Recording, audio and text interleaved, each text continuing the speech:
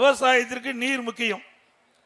அந்த நீரை முழுமையாக விவசாயிகளுக்கு கிடைக்க வேண்டும் என்ற அடிப்படையில் குடிமராமத்து திட்டத்தை கொண்டு வந்து பல ஆண்டுகளாக ஏரி குளம் அணைகள்லாம் தூர்வாராமல் இருந்தது.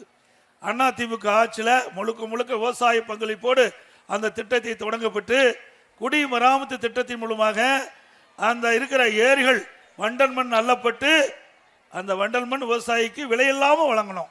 ஒரு பக்கம் குடிமராமத்து திட்டத்தில் ஏரி ஆழமான, இன்னொரு பக்கம் அந்த வண்டல் மண் விவசாயியுடைய நிலத்திற்கு இயற்கை உரமாக பயன்படுத்துது.